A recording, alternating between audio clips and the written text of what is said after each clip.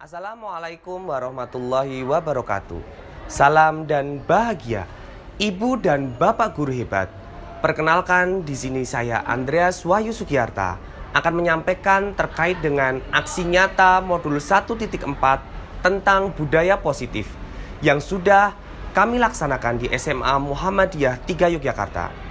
Berikut adalah video implementasi budaya positif yang sudah ada di SMA Muhammadiyah 3 Yogyakarta kepada teman-teman rekan sejawat, yaitu Bapak dan Ibu guru serta tenaga kependidikan di SMA Muhammadiyah 3 Yogyakarta. Setelah video implementasi tersebut, akan saya sampaikan juga terkait dengan daftar hadir dan notulen rapat yang sudah saya laksanakan dalam hal implementasi budaya positif di SMA Muhammadiyah 3 Yogyakarta. Dan saya juga melampirkan terkait dengan budaya-budaya positif yang sudah terbentuk di SMA Muhammadiyah 3 Yogyakarta.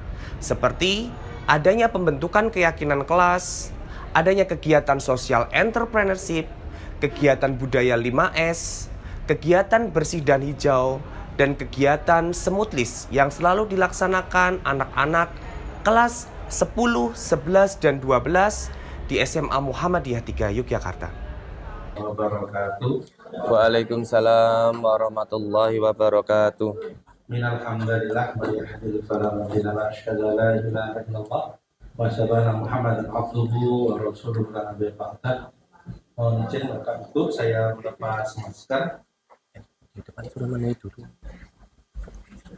Alhamdulillah, puji syukur kita panjatkan kehadirat Allah Subhanahu wa taala yang telah memberikan kesempatan kepada kita untuk thalabul ilmi, dan di sore hari ini nanti kita akan mendengarkan dan mendapatkan informasi pencerahan ilmu dengan tema sharing praktek baik budaya positif di SMA Muhammadiyah 3 Yogyakarta yang akan disampaikan oleh beliau Bapak Andreas Wahyu.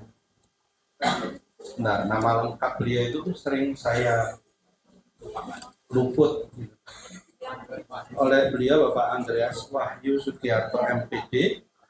Beliau akan menularkan apa yang pernah dan sedang beliau tekuni.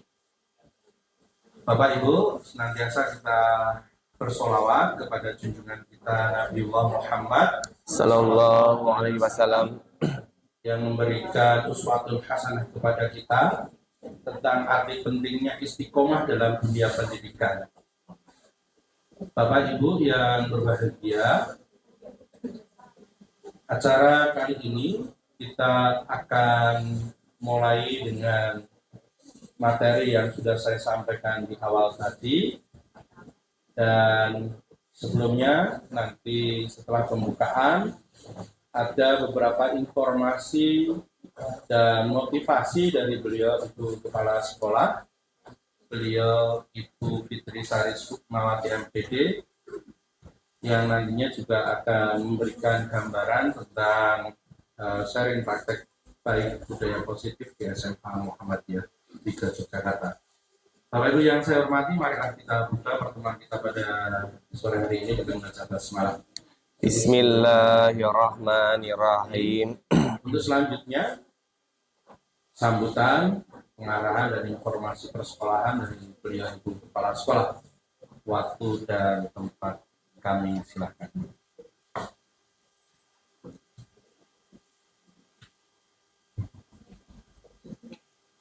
Sekali lagi. Ya. Bismillahirrahmanirrahim. Assalamualaikum warahmatullahi wabarakatuh. Waalaikumsalam warahmatullahi wabarakatuh. Alhamdulillahirabbil alamin. La in sakartum la azidanakum wa la in kafartum inna adzabil lasyadid. Yang kami hormati pembicara sore kali ini Pak Andreas, yang kami hormati Bapak Ibu pimpinan, yaitu wakil kepala sekolah urusan masing-masing bidang yang hadir semua insyaallah pada sore kali ini. Bapak Ibu guru dan tenaga pendidikan SMA Muhammadiyah 3 Yogyakarta yang selalu kami cintai dan kami banggakan. Selalu yang pertama dan paling utama mengingatkan diri saya dan kita semuanya bahwa kita adalah hamba Allah yang selalu untuk dituntut bersyukur, ya, wajib untuk bersyukur atas rahmat yang telah Allah berikan kepada kita semuanya. Di saat kondisi kita berkumpul di sini, kondisi sehat walafiat, tidak kurang suatu apapun, kondisi iman, Islam dan ihsan yang selalu diberikan kepada kita, semoga kita selalu menjadi manusia yang pandai bersyukur. Amin. Tidak lupa selawat serta salam juga kita junjungkan kepada Rasulullah Muhammad Sallallahu alaihi wasallam. Uswah hasanah kita, satu-satunya manusia sempurna yang selalu kita berharap dan untuk bisa melaksanakan amanah sunnah-sunnah yang beliau ajarkan kepada kita. Bapak Ibu yang kami hormati, siang hari ini menggantikan hari MGMP. Ada pemateri yang sangat insya Allah manfaatnya besar bagi kita untuk menambah wawasan tentang profesi kita, tentang hal yang selama ini kemungkinan kita sebenarnya sudah melaksanakan, tetapi wawasan itu secara knowledge, ya, pengetahuan kita belum mengetahui. Budaya positif itu bermula dari kita, dan kita pastinya akan menularkan pada anak-anak kita. Budaya positif ini sangat penting karena kalau kita sendiri sudah melaksanakan budaya positif itu, kita merasakannya, kita mengajarkan nilai budaya positif itu, insya Allah semua dampaknya kembali kepada kita, tidak hanya untuk anak-anak kita. Kita berkumpul di sini, Bapak Ibu, ini tidak memikirkan kita sendiri. Ini bukan keinginan kita sendiri, ini adalah program di mana ke depannya masih banyak hal-hal yang perlu kita ketahui. Nah, yang sudah masuk pada calon guru penggertak, bukan penggertak ya, tapi penggerak, ini mengetahui hal-hal gertakan-gertakan apa yang harus kita hadapi di luar sana. Jadi gerakan-gerakan yang menggertak di luar sana itu sudah luar biasa. Kalau di dalam kita santai-santai saja, merasa kita hebat, merasa kita nyaman, maka kita akan ketinggalan. 2 representasi dari guru penggerak, ini sudah ada Pak Andreas dan Bu Yuli, yang harapannya nanti kader dari Muga ini menjadi bagus dan memberikan imbas, ya, imbas dan influence, pengaruh yang bagus bagi Bapak Ibu guru yang lainnya, Bapak Ibu guru dan tenaga pendidikan. Dan inilah salah satu langkah pertama, dan seterusnya nantinya ada program-program lainnya yang kita support, selalu kita support kalau Bapak Ibu ini selalu berkembang dan perkembangan ini kembali untuk SMA Muda. Kalau tidak kita, siapa lagi yang selalu mengembangkan?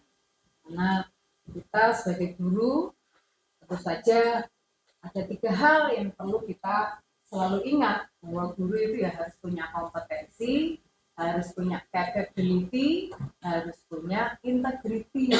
Tidak hanya guru, ya, ini saya sebut guru itu sudah satu paket dengan tenaga pendidikan, karena kita di sini semuanya bertujuan untuk mendidik diri kita dan terutama anak-anak kita. Dari 3 itu Bapak Ibu, yang pertama capability. Capability itu merupakan kapasitas yang dituntut untuk seorang guru bisa mengembangkan karirnya dalam hal wawasannya harus berkembang, pengetahuannya harus berkembang. Maka kami juga support untuk guru-guru yang meneruskan S2 maupun S3. Kalau guru itu nggak sekolah, ya muridnya sudah tambah pinter terus, ya. Murid SMA sekarang beda dengan SMA waktu zaman saya.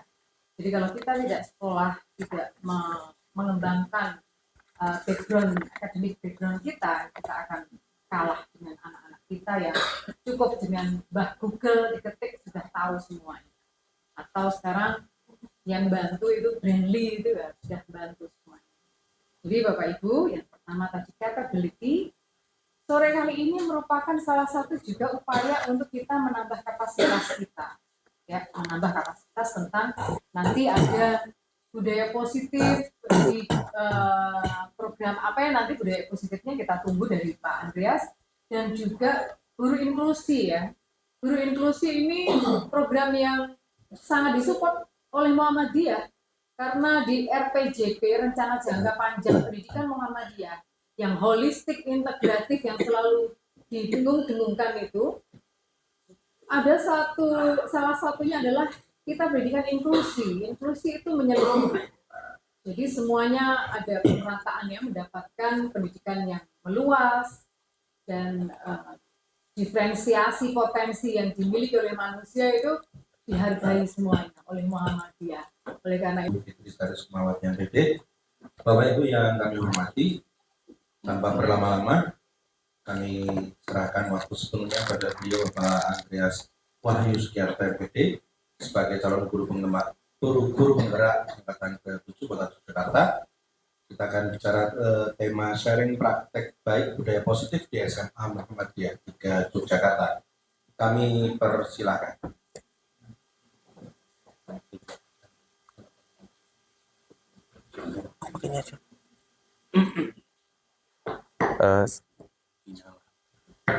Sebelumnya, Assalamualaikum warahmatullahi wabarakatuh. Mohon izin saya berdiri nggih Bapak Ibu. Soalnya kalau duduk itu kok kayaknya agak ndredeg gimana gitu, jadi terima kasih Bapak Ibu atas waktunya yang sudah meluangkan waktu untuk hadir di ruangan ini, di mana di sini saya mencoba ingin berbagi terkait dengan praktik baik yang sudah kami laksanakan di SMA Muhammadiyah 3 Yogyakarta terkait dengan budaya positif. Di sini saya tampilkan salam dari Kementerian Pendidikan dan Kebudayaan terkait dengan guru penggerak, yaitu ada salam khusus dalam guru penggerak, yaitu berkaitan dengan salam dan bahagia. Biasanya seperti itu. Bapak Ibu atau teman-teman biasanya menjawabnya dengan salam seperti itu. Nanti kalau saya ucapkan salam dan bahagia, nanti Bapak Ibu jawabnya salam. Gitu nggih? Ya. Pak Fian ampun ho ya, nggih nanti. Salam dan bahagia. Salam. Terima kasih. Assalamualaikum warahmatullahi wabarakatuh. Nah, langsung saja karena ini waktunya nanti lumayan lama dan slide-nya itu kayaknya kalau saya bacakan semua juga nanti Bapak Ibu akan bosen. Nanti akan saya tampilkan berkaitan dengan praktik baik yang sudah kami laksanakan di SMA Muhammadiyah 3 Yogyakarta. Nah, sharing kali ini kita akan menyampaikan terkait dengan budaya positif yang sudah saya laksanakan.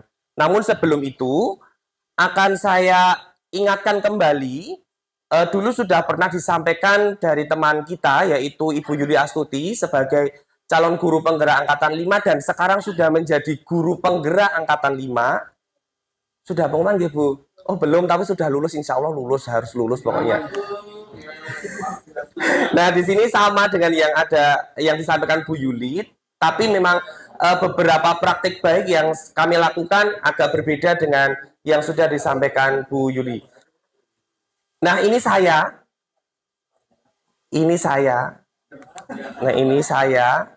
Nah, sebelah saya itu adalah pengajar praktek saya, yaitu Ibu Maria Magdalena Dwi Rahayu SPDSD, itu dari SD John Bosco.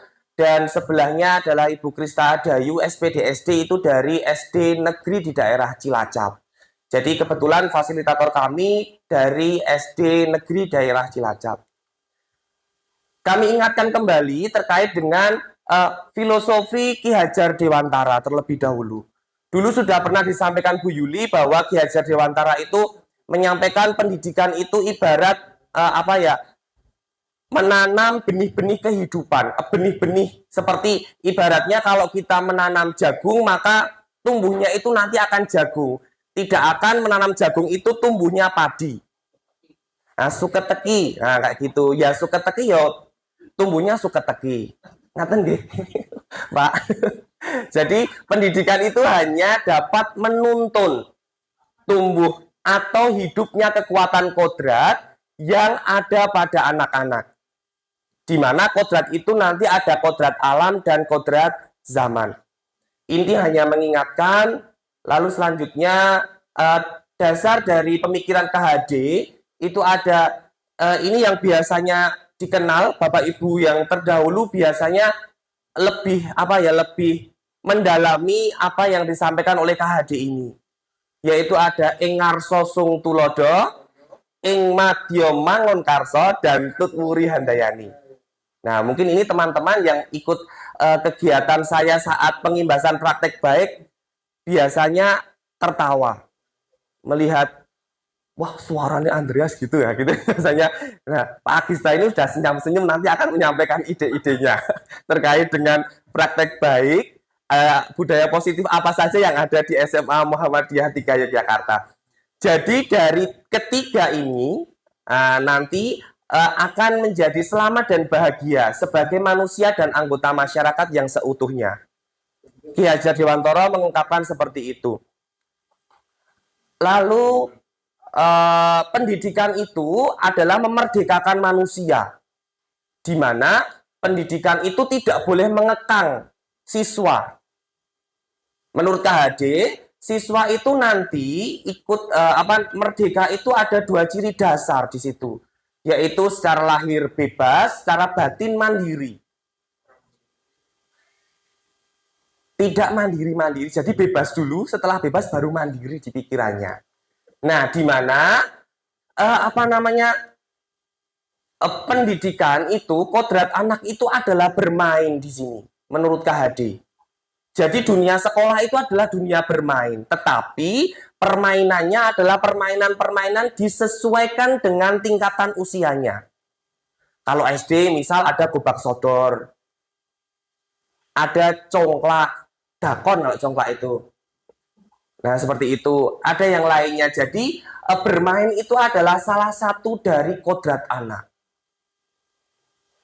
Seharusnya pendidikan itu adalah yang seperti ini yang diharapkan. Di mana kita tidak boleh mengekang siswa itu untuk belajar terus, belajar terus, belajar terus. Jangan. Nanti bisa stres anak itu. Nah, jadi belajar itu kalau menurut KHD ya diselingi dengan permainan-permainan. Tidak diperas pemikirannya hanya untuk belajar kognitif saja. Tetapi bisa di keterampilannya, bisa afektifnya dan sebagainya. Lalu pemikiran di mana permainan anak dapat menjadi bagian dari pembelajaran di sekolah. Jadi tanpa bermain, anak itu akan bosen nanti. Misal di SMA kita, nah anak itu beberapa kali juga diberikan permainan-permainan atau games-games. Nah, ice breaking seperti itu. Walaupun saya kalau memberikan ice breaking, anak-anak akan tertawa. Pak Wagu lah gitu lah. Saya juga tertawa dulu sebelum anak-anak itu menyampaikan sebelum anak-anak itu tertawa, saya sudah tertawa dulu melihat video yang saya buat. Tetapi ya pede aja. Intinya apa yang kita buat jangan sampai melenceng dari dunia pendidikan seperti itu. Nah, seperti inilah permainan-permainan tradisional yang sekarang ungkap lagi untuk memberikan gambaran kepada anak bahwa permainan tradisional itu mempunyai bermacam makna untuk belajar dalam pendidikan itu sendiri. Selanjutnya, di mana ini bermain itu nanti bisa memunculkan budaya-budaya positif seperti budi pekerti.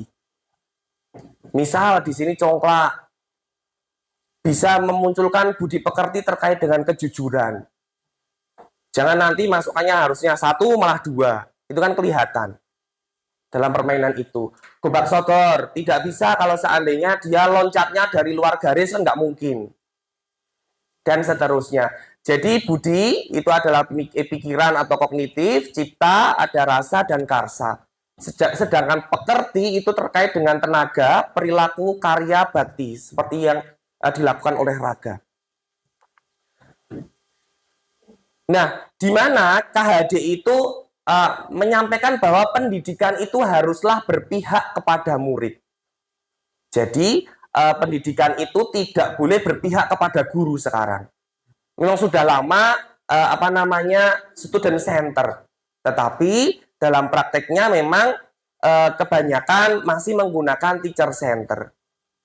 Nah, itu nanti perlahan-lahan harus mulai kita rubah untuk menuju ke pendidikan yang berpihak kepada murid. Di mana kita tidak boleh menjudge murid itu bodoh, tidak boleh menjudge murid itu tidak bisa, dan sebagainya. Murid itu semuanya pandai, tetapi ada waktunya yang berbeda-beda. Nah, kita harus bisa memunculkan apa yang dimiliki oleh murid itu untuk bisa terus berkembang sesuai dengan kodrat mereka masing-masing. Apa yang akan saya sampaikan di inklusi nanti masih ada kaitannya dengan apa yang disampaikan oleh KHD. Jadi kenapa di sini kami menyampaikan langsung dua, karena ini di inklusi itu juga merupakan budaya positif yang harus kita kembangkan. Nah, selanjutnya landasan dari budaya positif itu apa toh yang akan kami sampaikan di sini?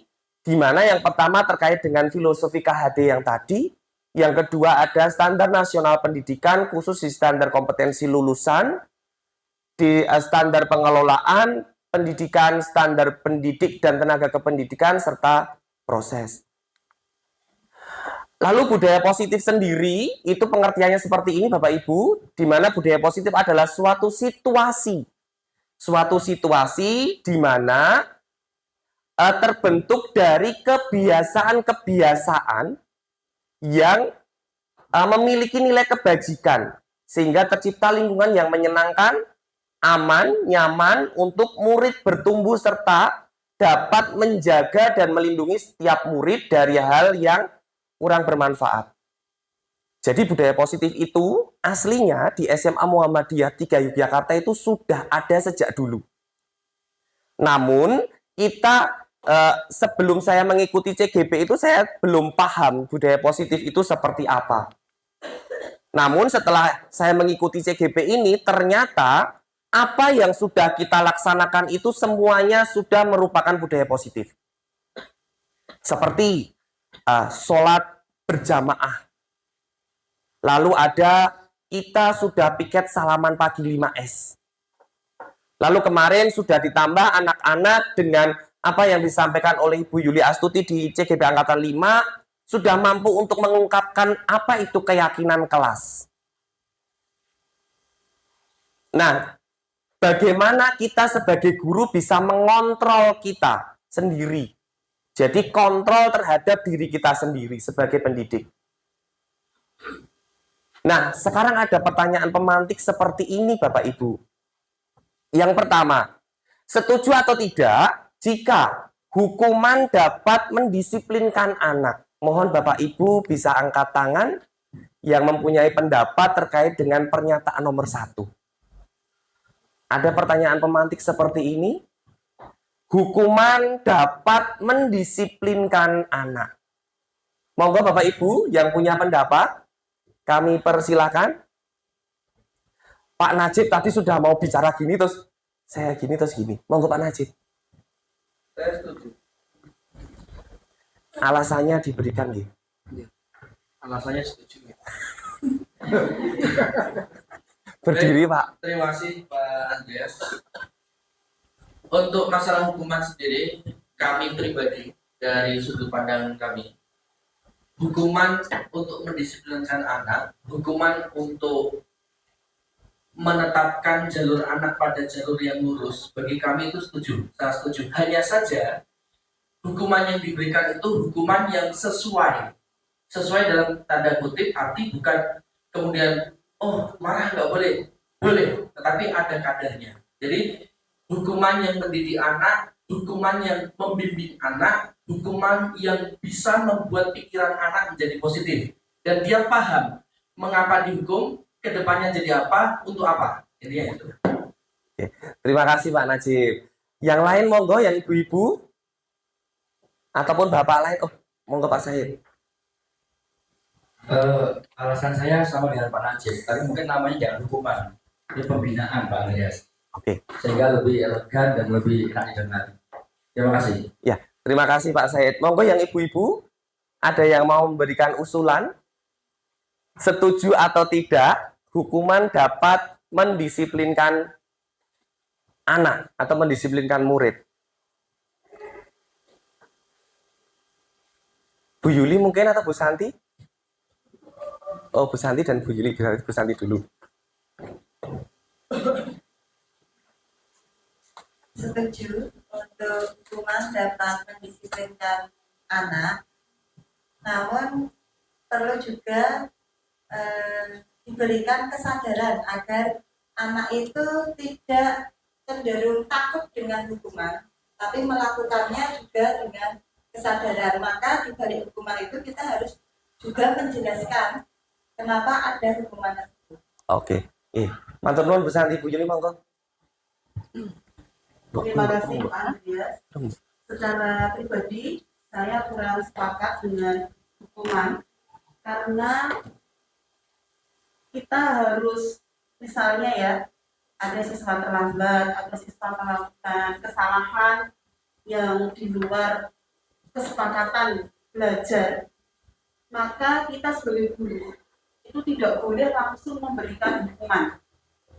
Kita harus punya posisi kontrol sebagai seorang guru, melihat murid itu dari berbagai sisi.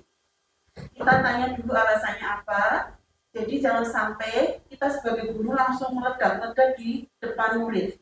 Karena kita harus tahu ini kenapa, sebabnya apa. Karena belum tentu kondisi psikis siswa itu sama. Ada siswa yang mungkin dengan kita berkata-kata agak keras, itu langsung akan sakit hati ataupun ketakutan yang berlebihan sehingga akan memberikan efek yang kurang baik bagi kehidupan pribadinya. Atau mungkin ada siswa yang dengan kita perlakukan seperti itu mungkin tidak apa-apa ya. Jadi kembali kepada filosofi KHD tadi, setiap individu siswa itu memiliki jati diri yang berbeda-beda, memiliki sifat yang berbeda-beda, maka hukuman situasi yang sekarang dengan konsep pembelajaran yang sesuai dengan era dan zamannya, maka menurut saya hukuman harus kita kurangi. Dan kata-kata hukuman ini cenderung sosok kita sebagai guru ini seakan-akan menjadi orang yang paling benar.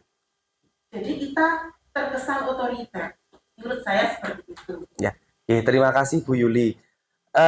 Jadi apa yang disampaikan Bapak Ibu tadi memang sesuai dengan ini, sesuai dengan apa yang ada di pikiran Bapak Ibu. Memang benar bahwa di budaya positif yang ada di guru penggerak ini sesuai dengan filosofi KHD, maka hukuman itu harus selalu kita kurangi sekarang. Jadi apa yang disampaikan Pak Said tadi memang jangan ada kata-kata hukuman di situ, tapi seperti pembinaan. Tetapi pembinaan di sini bukan pembinaan yang menjudge siswa itu selalu salah. Jadi bukan menjudge siswa selalu salah, tetapi seperti yang disampaikan Bu Yuli tadi, ditanya kenapa melakukan hal itu. Lalu nanti ditanya lagi bagaimana nanti anak itu bisa menyelesaikan permasalahan yang sudah mereka lakukan itu sendiri. Jadi kesalahan yang sudah mereka lakukan, mereka bisa menyelesaikan sendiri tanpa harus ada kata-kata hukuman di situ. Itu yang kami peroleh saat kami mengikuti kegiatan di modul 1.4 di guru penggerak. Jadi hukuman itu sebisa mungkin untuk dikurangi. Terima kasih banyak Bapak Ibu yang sudah memberikan jawabannya tadi. Seperti itu, Pak Najib tadi memang hukuman boleh, tetapi hukuman yang memang benar-benar mendidik seperti itu Pak Najib. Tetapi mendidiknya intinya jangan ada namanya kata-kata dihukum. Itu jangan sampai ada sekarang. Supaya kesan negatifnya itu sudah tidak ada.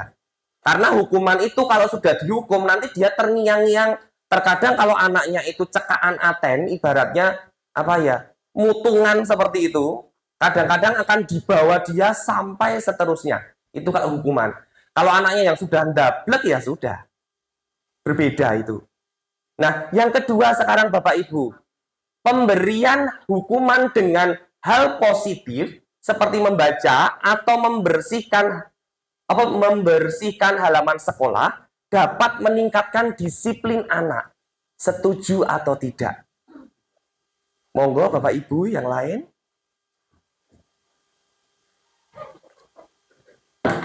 Bu Yuli, Pak Najib sudah gini-gini, nanti Pak Najib yang kedua. Terima kasih Pak Andreas, saya mengawali untuk pertanyaan pemantik nomor 2. Ditanyakan di sini, apakah pemberian hukuman ini misalnya ya, membersihkan halaman sekolah dapat meningkatkan disiplin anak? Kalau menurut saya, pemberian atau mengingatkan kembali atas kesepakatan sekolah atau budaya positif di sekolah, kita harus melihat dari kesalahan anak. Jadi tidak sembarangan kita melatih atau membiasakan budaya positif ini kemudian serta-merta. Misalnya ada siswa yang mencontek, maka kemudian kok kita menyuruh dia membersihkan. Di nomor 3 itu adalah memberi penghargaan dapat meningkatkan motivasi.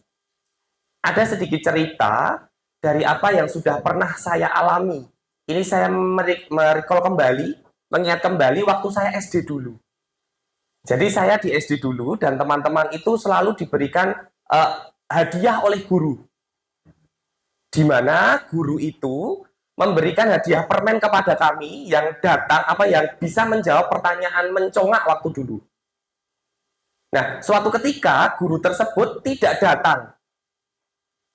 Kami kan digantikan oleh guru yang lain dan guru yang lain tidak melakukan hal yang serupa kepada kami.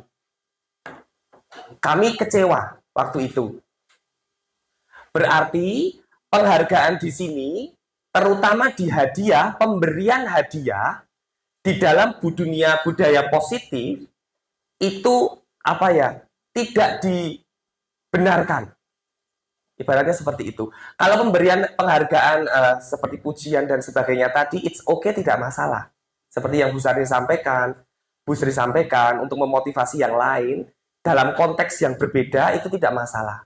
Tetapi dalam dunia budaya positif, kan nanti pemberian hadiah-hadiah itu akan memberikan kesan bahwa anak itu akan kecanduan. Kecanduan itu maksudnya pas guru yang mengajar tidak datang, seperti apa yang sudah kami alami di SD dulu, maka anak tersebut akan kecewa. Biasanya akan melakukan hal-hal yang lain. Apa yang disampaikan Pak Lutfi tadi juga hampir sama seperti itu nggih Pak? Nggih. Jadi anak itu biasanya akan berbuat ulah seperti itu, melakukan kesalahan, lalu dia akan membuat guru tersebut akan tidak mau lagi masuk di kelas itu, biasanya seperti itu. Saya sempat pernah dapat cerita dulu waktu di Pak Said, nggih Pak Said. Zamannya Pak Said dulu kala. Nggih Pak Said. Budaya positif. Ngerjain gurunya, ya enggak? Dulu seperti itu. Kalau saya nggak salah dengar Budiah Dwi Hastari. Kayaknya seperti itu. Nah, itu kan kadang-kadang mungkin guru yang tidak hadir memberikan hadiah, nanti guru yang datang baru malah pada dikerjain nggak ngasih hadiah. Nah, seperti itu. Contoh-contohnya seperti itu. Kita lanjutkan Bapak Ibu. Jadi topik kita ini yang akan kita sharingkan ada disiplin positif, ada teori motivasi, keyakinan kelas, kebutuhan dasar manusia. Dan ada restitusi itu ada 2, nanti restitusi 5 posisi kontrol, dan yang terakhir adalah restitusi untuk segitiga restitusi itu sendiri. Saya agak cepat saja, di pembelajaran 1 ada disiplin positif, di sini Bapak Ibu. Nah, ada perubahan paradigma, yaitu kepalkan tangan seperti ini. Bagaimana Bapak Ibu bisa memaknai ini kalau seandainya ada dua orang, di mana satu orang itu diberikan kepercayaan untuk menyimpan sebuah harta karun besar, ibaratnya seperti itu. Lalu orang yang lain, yang B itu dia memaksa untuk meminta apa yang dipegang oleh orang A tersebut. Nah, seperti ini perubahan paradigma yang nanti muncul di dalam dunia pendidikan kita, di mana perubahan-perubahan inilah yang nanti akan menimbulkan budaya-budaya positif. Kami lanjutkan saja. Perubahan paradigmanya ini tidak terlalu ini Bapak Ibu. Nah, di sini perubahan paradigma itu dimulai dari paradigma stimulus respon ke teori kontrol atau teori pilihan. Di mana stimulus respon itu kita mencoba mengubah orang agar berpandangan sama dengan kita. Itu yang sudah tidak diperbolehkan. Jadi tidak boleh memaksa murid itu harus sama dengan apa yang kita lakukan. Murid itu harus mendengarkan apa yang kita ucapkan. Maksudnya hal-hal yang tidak baik harusnya tidak dilakukan oleh murid itu. Lalu di teori pilihan itu kita berusaha memahami pandangan orang lain tentang dunia. Ibaratnya murid itu tidak harus sesuai dengan apa yang disampaikan guru. Maksudnya guru itu memberikan materi, nanti materi itu bisa dikembangkan sendiri oleh murid. Tidak harus saklek sama seperti apa yang disampaikan guru. Ulangan kalau tidak sama dengan catatan yang diberikan guru salah. Nah, itu sekarang tidak diperbolehkan. Karena apa? Murid harus selalu berkembang. Selalu berkembang sesuai dengan kodrat mereka. Namun, Bapak Ibu, di sini siswa atau murid itu harus mampu untuk mengembangkan apa yang sudah dia dapat sesuai dengan teorinya. Intinya tidak melenceng dari teori yang diberikan atau mereka pelajari. Selanjutnya, nah disiplin positif itu seperti ini Bapak Ibu. Di mana nanti disiplin positif itu merupakan teori kontrol atau teori pilihan. Ini dari William Glasser, di mana di situ ada Anda tidak bisa mengontrol orang lain, hanya Anda yang bisa mengontrol diri Anda sendiri. Jadi kita itu tidak bisa mengontrol orang lain. Harusnya kita sebagai pendidik harus mampu mengontrol diri kita sendiri terlebih dahulu. Lalu yang kedua, semua perilaku itu mempunyai tujuan. Jadi semua yang dilakukan oleh murid itu punya tujuan. Misal murid melakukan hal ini, maka dia punya tujuan kenapa dia melakukan hal itu. Murid protes terhadap guru. Nah, murid itu punya tujuan kenapa protes. Kita jangan menjudge murid bahwa murid yang protes itu dia selalu salah. Jangan. Seperti itu. Jadi, protes murid itu kita dengarkan. Tidak malah protes murid itu langsung kita judge. Kamu salah. Kamu akan saya laporkan dan akan saya keluarkan. Itu tidak diperbolehkan. Jadi kita sebagai pendidik, dalam dunia pendidikan terkait dengan guru penggerak ini, di disiplin positif ini, maka kita sebagai pendidik tidak boleh menjudge. Maka kita harus menampung apa yang murid itu sampaikan ke kita. Misal, Pak, Bu, kok pelajarannya lama atau ini pusing ya? Nah, itu kita harusnya bisa untuk memberikan waktu jeda kepada murid. Tetapi ya jeda waktunya jangan sampai terlalu lama. 2 jam pelajaran, 1 jam, nanti 30 menit, istirahatlah 5 menit, 10 menit untuk merefresh lagi pikiran murid-murid kita. Nanti kita mulai lagi dengan apalah kuis atau apa, seperti itu. Misal murid menyampaikan ke kita, Pak, kok ulangannya sulit, toh agak dipermudah. Itu jangan kita judge. Kalau kamu nggak mau ikut ulangan saya, nggak usah ikut. Itu tidak boleh.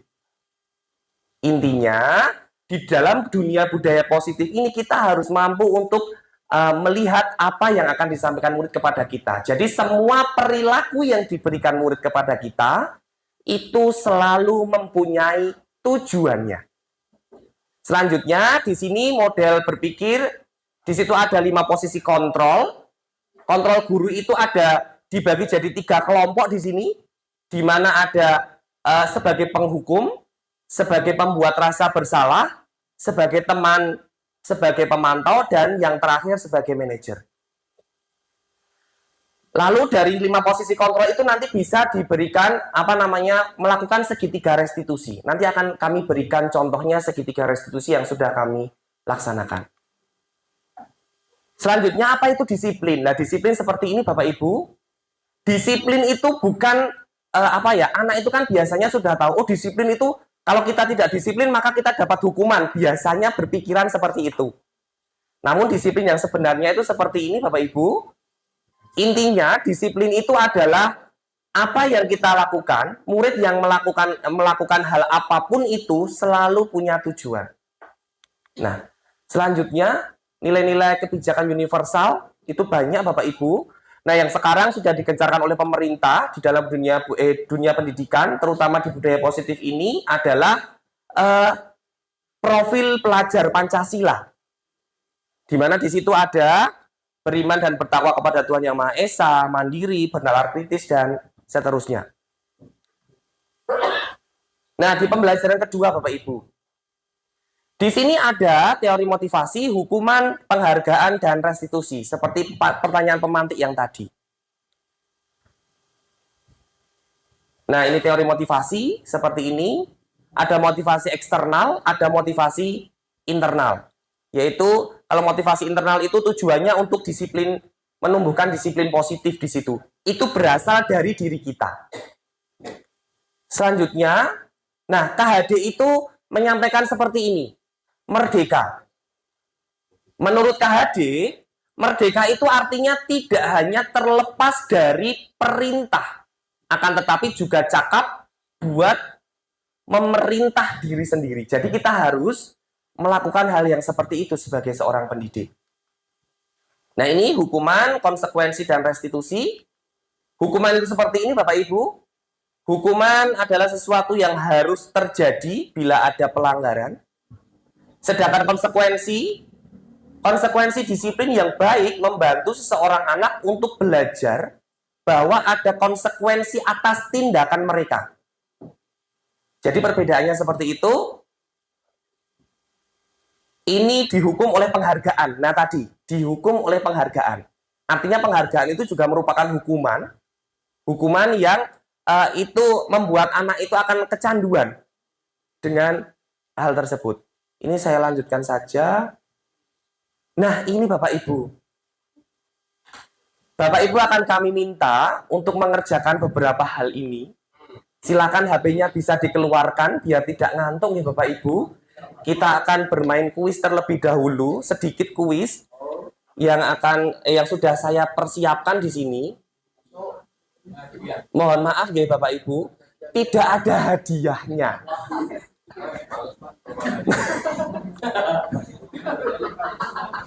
Monggo Bapak Ibu, saya menyiapkan kuisis di sini.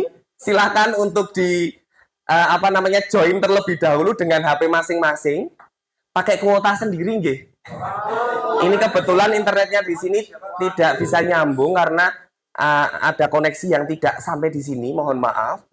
Mohon untuk masuk terlebih dahulu sesuai dengan alamatnya itu, jadi joinmyquizzes.com, langsung saja masukkan kodenya. Kita main-main sebentar supaya tidak, wifi-nya bisa, passwordnya Aula K3. Aula. Oh, Aula 3. Aula K3 maksudnya gitu. Masih nggak boleh kayak gitu. Saged mboten Bapak Ibu? Mohon maaf, yang ini saya sambil duduk nggih.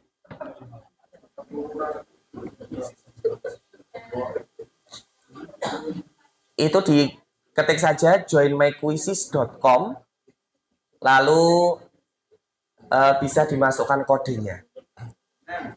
Ini nama inisial atau? Inisial boleh, nama asli boleh, monggo.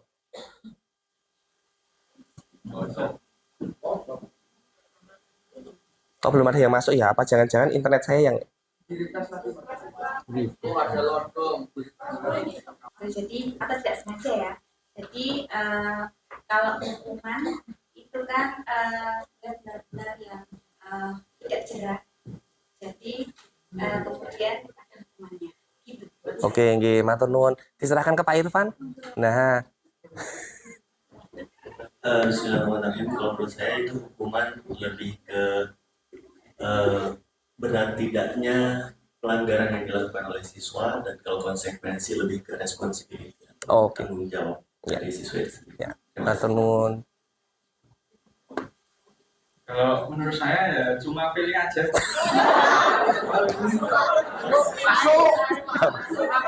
Nah, oke. Cuma apa Ya. salah ya saya panjang itu aja sih. Oke, ya. Ya. Oke. Terima kasih Bu Pita, Pak Irfan, Pak Nur, Pak Yahya. Pak Yahya. Oke. Jadi seperti itu nggih Bapak Ibu, bisa membedakan kalau hukuman seperti apa, konsekuensi seperti apa. Jadi di sini sebentar Pak, ini tak.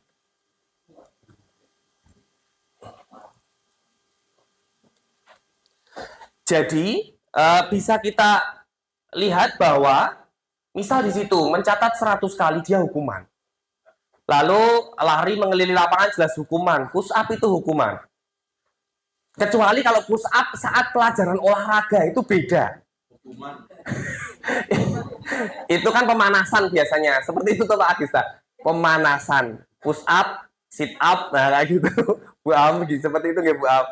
Lalu ini menggantikan kertas tugas teman yang telah dicoret-coret. Kan itu dilakukan bisa sengaja, bisa nggak sengaja. Itu konsekuensi kalau itu. Kalau dicoret-coret berarti sengaja, Pak. Nah, kalau dicoret-coret berarti sengaja. Nah, membersihkan tumpahan air. Berarti kan dia tidak sengaja menumpahkan air, maka dia membersihkannya. Itu konsekuensi juga. Lalu murid disuruh untuk mengenakan sepatu seharian. Disuruh untuk mengenakan sepatu seharian di sekolah karena tidak mengenakan sepatu hitam. Disuruh untuk mengenakan sepatu. Oh, itu maksudnya sepatu basah nih. Sepatu basahnya dipakai terus-terusan. Walaupun karena di sekolahan harus menggunakan sepatu, itu hukuman karena basah dipakai kan nanti akan sakit, menimbulkan hal yang tidak diinginkan. Seperti itu Bapak Ibu. Lalu ini perbedaan hukuman dan konsekuensi. Tadi bisa sudah bisa dari contoh soal yang tadi kami berikan di kuis tadi. Menyakitkan kalau hukuman itu, kalau konsekuensi itu harus terjadi. Misal menumpahkan air, maka konsekuensinya harus membersihkan dan seterusnya. Selanjutnya, apa itu restitusi di sini Bapak Ibu? Nah, restitusi itu adalah proses menciptakan kondisi bagi murid untuk memperbaiki kesalahan mereka. Jadi untuk memperbaiki kesalahan-kesalahan yang sudah mereka lakukan. Nah, ciri restitusi seperti ini, Bapak Ibu, bahwa bukan untuk menebus kesalahan, namun untuk belajar dari kesalahan. Jadi salah itu tidak langsung dihukum, tetapi ditanya, kenapa salah seperti ini, kenapa melakukan hal seperti ini, dan seterusnya. Selanjutnya, keyakinan kelas. Nah, ini yang akan kami tampilkan terkait dengan praktik baik yang sudah kami laksanakan, di mana keyakinan kelas itu sudah dilaksanakan di SMA Muhammadiyah 3 Yogyakarta. Yaitu dimulai dari angkatan CGP 5 di Bu Yuli, itu sudah anak-anak sudah melakukan membuat keyakinan kelas. Lalu sebelumnya itu sudah ada peraturan sekolah, kalau dulu tata tertib. Tetapi di tata tertib itu kan masih ada kata-kata yang negatif. Nah, ini akan kami tampilkan contoh video yang sudah kami ini buat.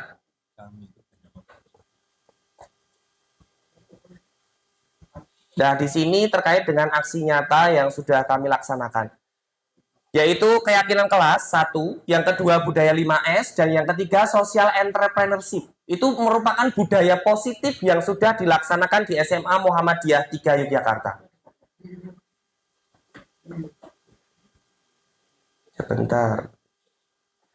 Jangan-jangan malah tidak bisa dibuka. Semoga bisa.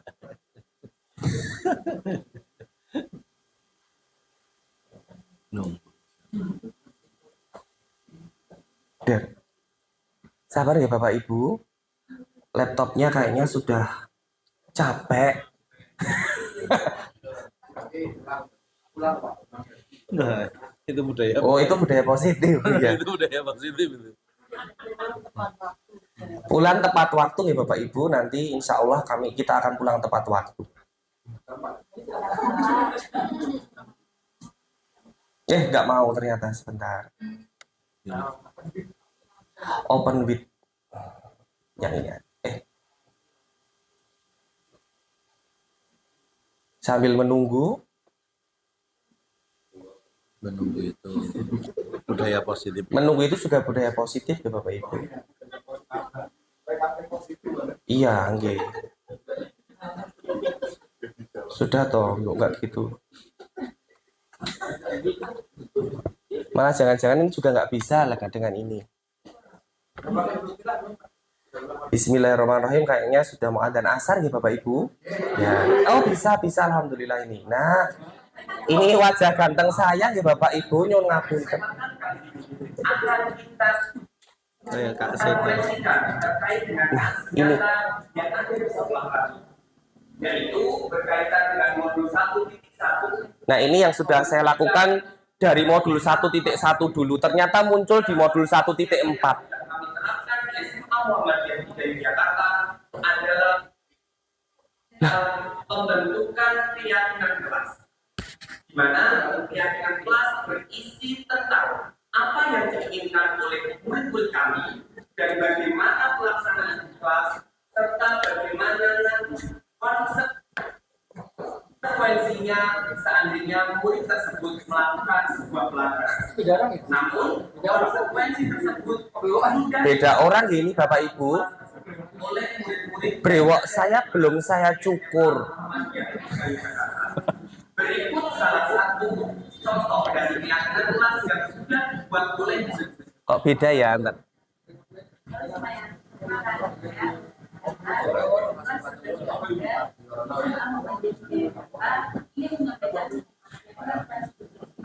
Nah, ini keyakinan kelas yang sudah mereka buat Bapak Ibu.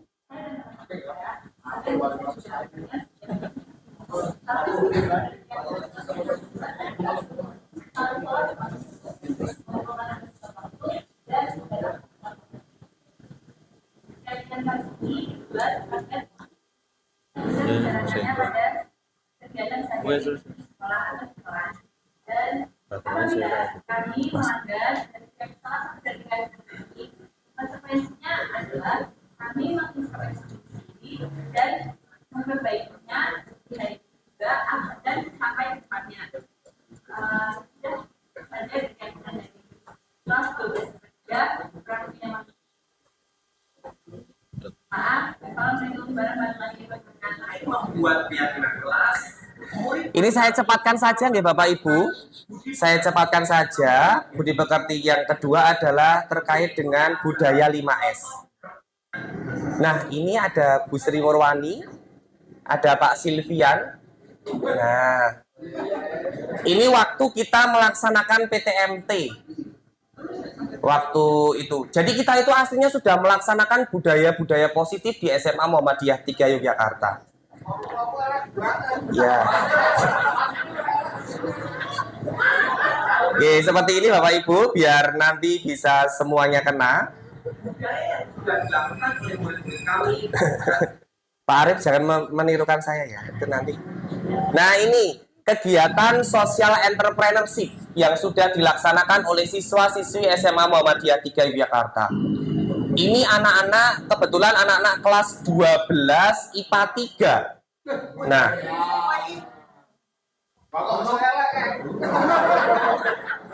ini rekan sejawat yang memberikan testimoni terhadap yang sudah kami laksanakan.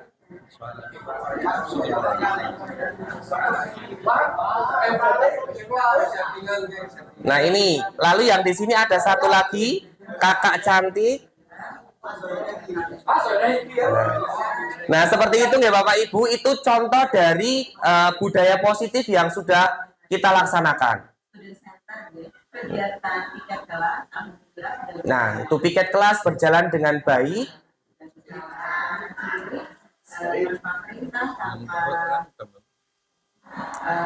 pengawasan karena sudah memiliki anak. Oke, sudah selesai ya Bapak Ibu. Itu untuk yang budaya positifnya. Nah, lalu untuk apa yang sudah dilaksanakan oleh siswa? Nah, ini video yang sudah, jadi langsung saya sampaikan saja seperti ini. Mudah-mudahan pakai ini bisa, biar lebih jelas suaranya.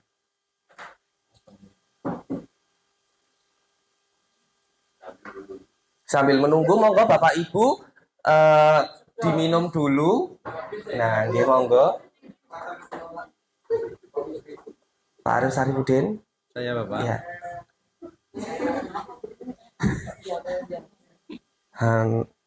Nah, ini penerapan budaya positif pada siswa, yaitu mereka melaksanakan piket kelas setiap harinya di sore hari. Insya Allah ini sudah melakukan terus-menerus. Kebetulan anak ini memang melaksanakan piket harian di kelas seperti ini. Ini budaya positif yang sudah dilaksanakan murid. Nah, pembiasaan yang menimbulkan budaya positif nanti. Nah, di sini ini kebetulan anak kelas 12 IPA 1. Alhamdulillah. Anak 12 IPA 1. Nah, mereka piket harian seperti ini. Jadi setiap sore seperti itu.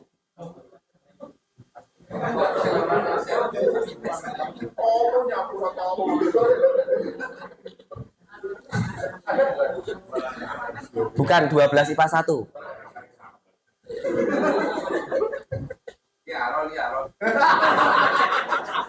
Ini Zaki Pak, ya di 12 IPA 1. Nah, mereka seperti ini. Nah, itu membuang sampah di tempat sampah.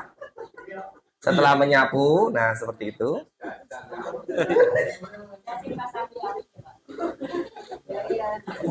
Kebetulan pas kami naik itu yang piket anak-anak ini Bu. Alhamdulillah.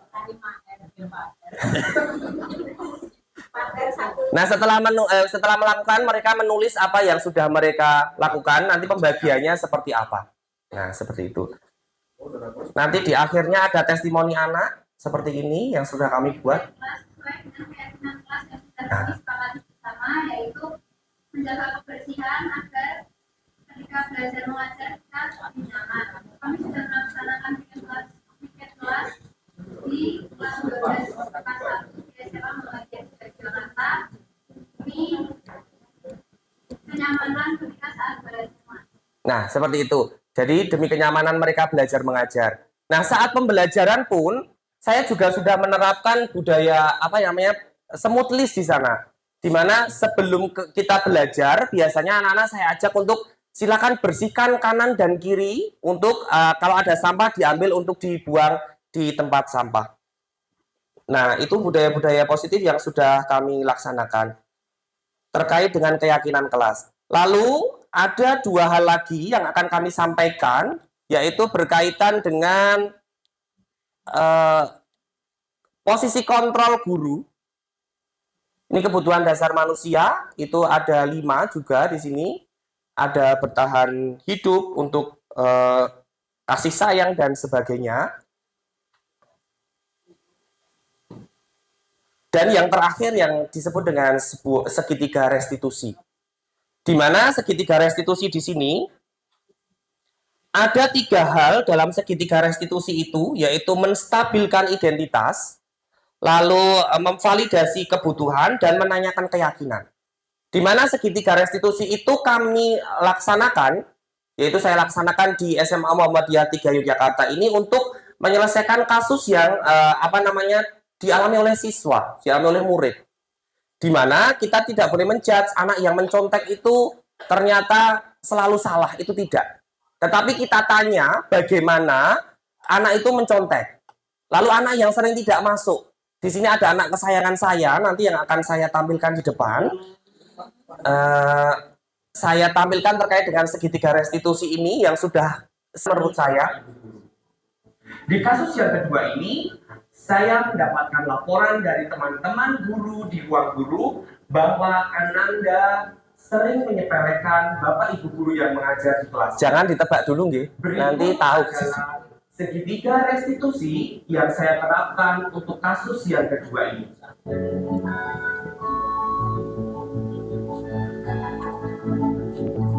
Nah, sudah tidak usah dibaca namanya, nanti kelihatan sendiri siswanya. Nah, ini anak kesayangan saya ya Bapak Ibu. Mas Fatul, kenapa Bapak ambil ke sini? Tahu nggak alasannya kenapa? Belum tahu. Oke. Jadi gini Mas, akhir-akhir ini itu kan Bapak dapat laporan dari teman-teman guru di ruang guru. Oh, katanya Mas Fatul itu sering tidak tertib. Sering tidak tertib itu maksudnya kadang-kadang izin sama guru, nanti kembalinya lama kayak gitu. Lalu Bapak Ahmad juga sering hilang seperti itu nggak Bapak Ibu? Mas Fatul itu sering tidak datang, terutama di pelajaran yang bagus bagaimana peminatan. Di sini di presensi yang Bapak punya itu sering terlambat. Lalu ini tadi sudah ada contohnya. Lalu di akhir insya Allah sudah tidak ada yang bingung ya Bapak Ibu. Apakah ada yang ingin disampaikan ke saya terkait dengan segitiga restitusi ini? Monggo Bu Paramita. Saya cuma ingin menanyakan Pak, kan keyakinan kelas itu beda sekali ya, Pak. Ya. Semua kelas kan punya keyakinan kelas masing-masing. Nah, sebagai guru yang mengambil di banyak kelas itu kira-kira menurut Bapak bagaimana supaya bisa memanfaatkan keyakinan kelas itu untuk pembelajaran? Oh, oke. Jadi terima kasih Bu Paramita. Jadi terkait langsung ya Pak Arif. Ya. Langsung saja, di mana keyakinan kelas antar kelas itu memang berbeda-beda. Karena apa? Karena kelas antar kelas itu kan punya ekosistem yang berbeda, Ibu. Jadi kita sebagai guru, sebagai pendidik, harusnya mampu untuk bisa menempatkan diri kita dimanapun kelas itu berada.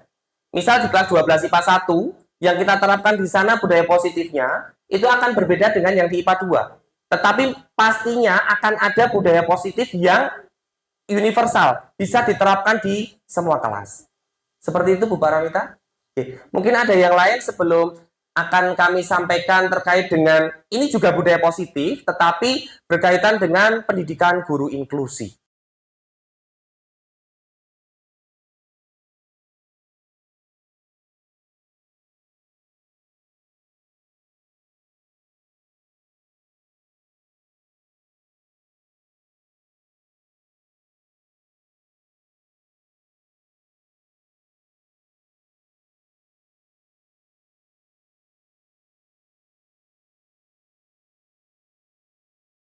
Pembentukan keyakinan kelas, di mana keyakinan kelas berisi tentang apa yang diinginkan oleh murid-murid kami dan bagaimana pelaksanaan di kelas, serta bagaimana nanti konsekuensinya seandainya murid tersebut melakukan sebuah pelanggaran. Namun konsekuensi tersebut sudah disepakati dalam kelas tersebut oleh murid-murid yang ada di kelas di SMA Muhammadiyah 3 Yogyakarta. Berikut salah satu contoh dari keyakinan kelas yang sudah dibuat oleh murid-murid kami. Warahmatullahi wabarakatuh. Halo semuanya, perkenalkan saya Laura Sakandila dari kelas 12 IPA 3 dari SMA Muhammadiyah 3 Yogyakarta ingin menyampaikan tentang keyakinan kelas 12 IPA 3. Keyakinan ini dibuat oleh saya dan teman-teman saya agar bisa dijalankannya setiap harinya. Salah satu contoh dari keyakinan kelas yang kami buat adalah selalu sholat tepat waktu, mengumpulkan tugas tepat waktu, dan datang tepat waktu.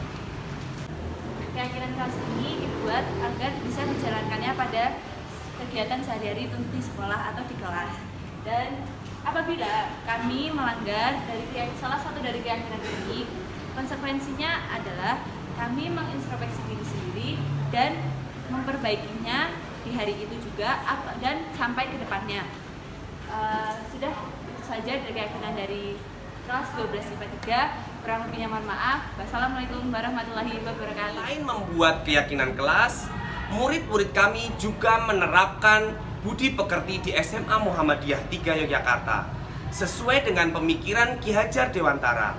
Salah satunya adalah sekolah kami menerapkan program 5S, yaitu senyum, salam, sapa, sopan, dan santun.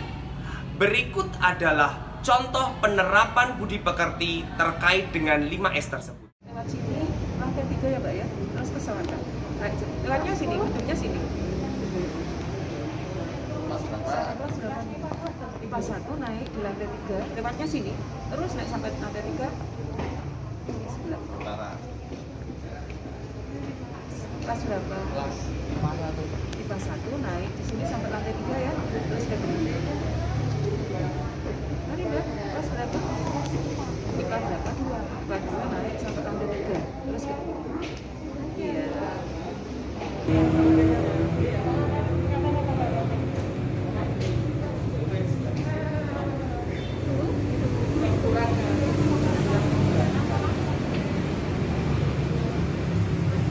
Aksi nyata yang ketiga yang sudah kami laksanakan di SMA Muhammadiyah 3 Yogyakarta adalah terkait dengan budaya gotong royong dan kerjasama, di mana murid-murid kami sudah melakukan berbagai kegiatan sosial di SMA Muhammadiyah 3 Yogyakarta. Salah satunya adalah murid-murid kami melaksanakan program social entrepreneurship, di mana mereka melakukan kegiatan sosial di masyarakat seperti membagikan bingkisan ataupun sembako kepada masyarakat. Berikut contoh dari budaya yang sudah dilakukan oleh murid-murid kami terkait dengan kegiatan social entrepreneurship.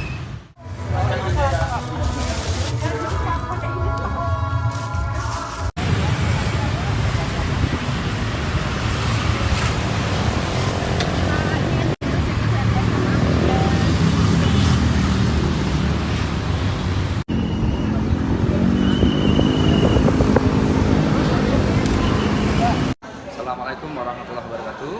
Saya Said Ali, wali kelas 12 IPS 2 dan guru sosiologi. Di kelas saya setelah membuat keyakinan kelas, alhamdulillah pembelajaran hampir semua guru sudah mengarah kepada student center, yang artinya memberikan ruang kebebasan kepada anak untuk bereksplorasi dalam semua mata pelajaran. Untuk kegiatan social entrepreneurship alhamdulillah sudah berjalan dengan baik.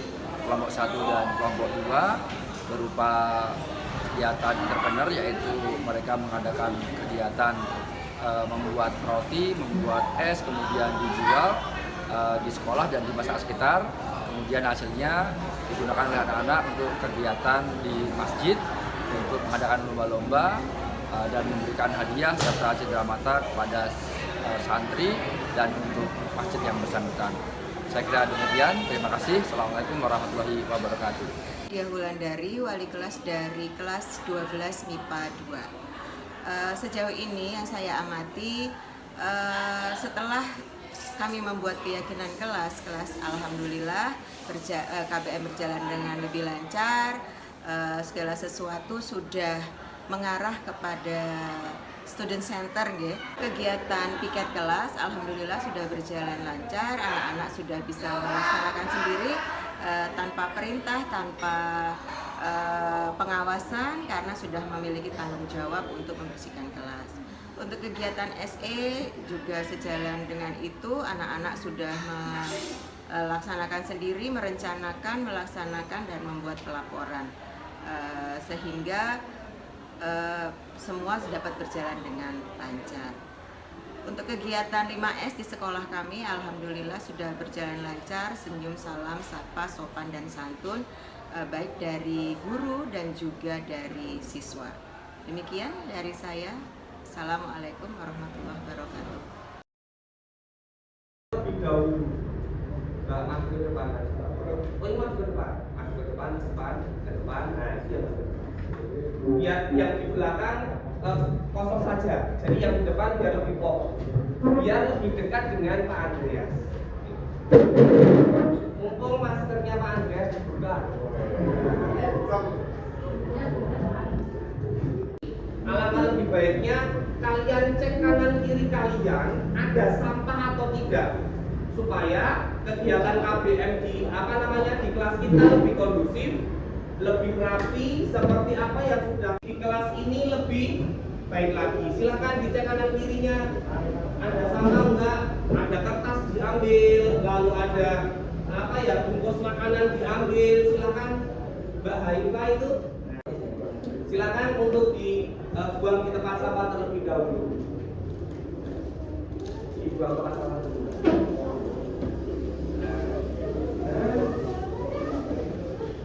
Senyum, nggak boleh kamu buang tempat sampah, nggak boleh. Nanti sampahnya sama kamu. Ada? Arjuna Dwi. Oke, ini operasi. Lanjut Arjuna Surya. Sehat langsung? Senyum-senyum aja. Tinggal bukanya aja, senyum-senyum. Wow, siap. Fitria. Istiara. Taifa. Ada. Hari bagaimana kalian nanti bisa menerapkan peluang dalam distribusi variabel acak. Namun sebelum kita masuk di situ, ada sedikit kata-kata penyemangat yang Bapak sampaikan di sini.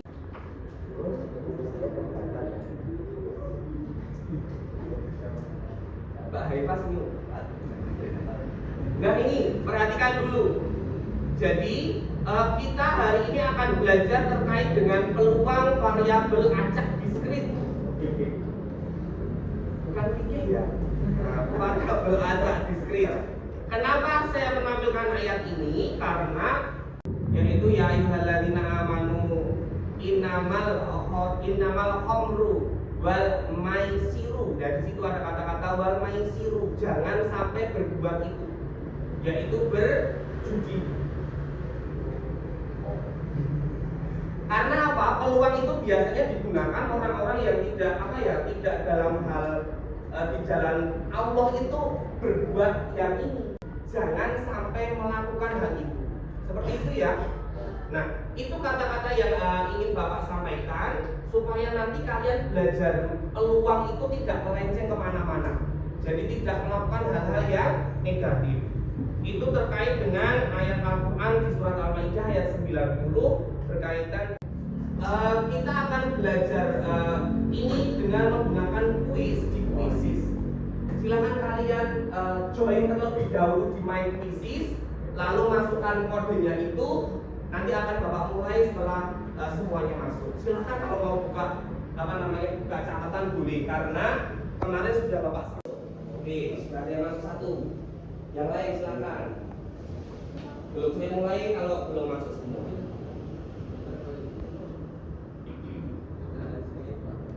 Diberi nama lo ya, saya nggak tahu kalau inisialnya hanya memasukkan ini lo ya. Jangan merekam Pak Andreas, oke? HP-nya digunakan untuk kuisis dulu. Rekamnya nanti.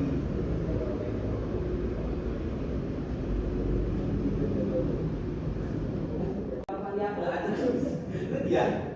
Jangan turunan fungsi trigonometri itu sudah lampau. Variabel acak diskrit yang materi baru. 21, 3 lagi, oke? Sudah semua? Yang belum bisa masuk, mari.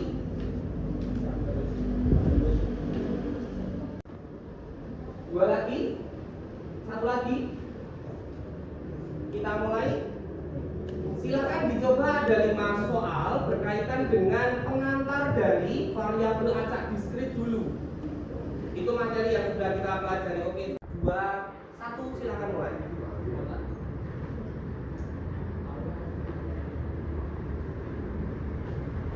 Ayo dikerjakan sendiri. Nanti akan tampil di situ.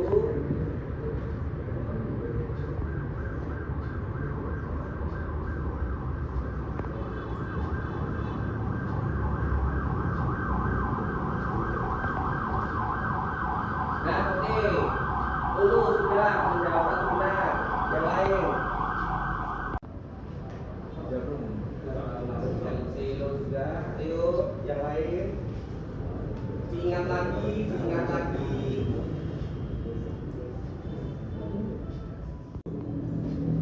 Ayo berlomba. Mas Ikta Zaki kok belum nampak. Yang senyum aja ternyata membawakan aura positif.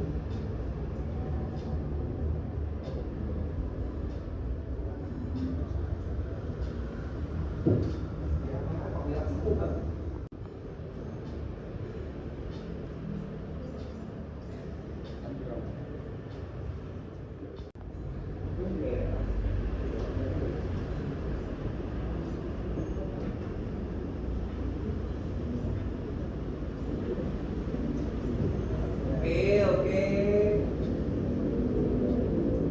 Sedikit.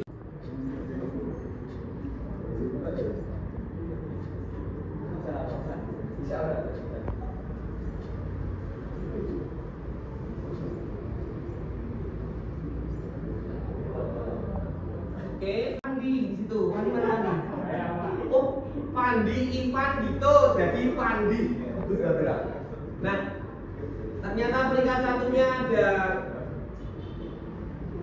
siapa ini?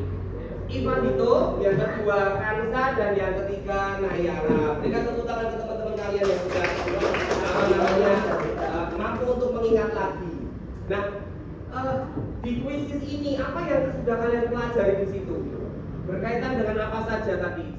Ada seperti ini. Sebelum nanti kita masuk, kalian harus mampu untuk berdiskusi dengan teman kalian. Tadi kalian belajar ini yang pertama. Jika ada seseorang melambungkan 2 buah koin, melambungkan 3 koin saja, 3 koin. X menyatakan variabel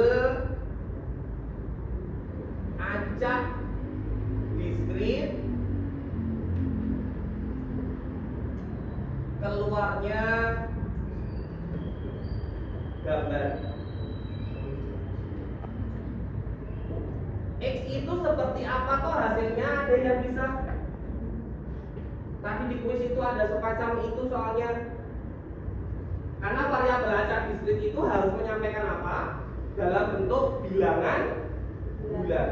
Ada yang tahu berapa saja isi dari X kapital itu? Bisa maju ke depan? Bisa maju ke depan? Ayo. Ayo, istiara. Salah nggak apa-apa. Salah nggak apa-apa, silakan. Nggak masalah. Kan mengingat, ini baru mengingat karena ini sebagai syarat utamanya. Istiara maju dulu. Lihat apa saja isinya, kalian harus tahu karena ini sebagai syaratnya nanti. Nah, oke.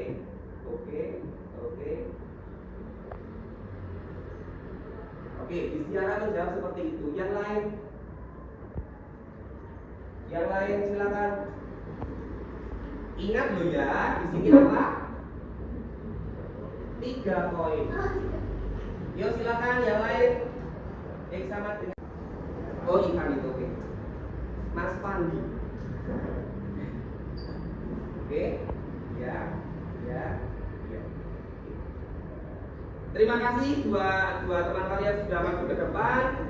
Istiara menjawab seperti itu, Ivan Dito menjawab seperti ini. Alasannya seperti apa Mbak Gis? Kok jawab ini? Oke. Ivan Dito kenapa jawab seperti itu Mas?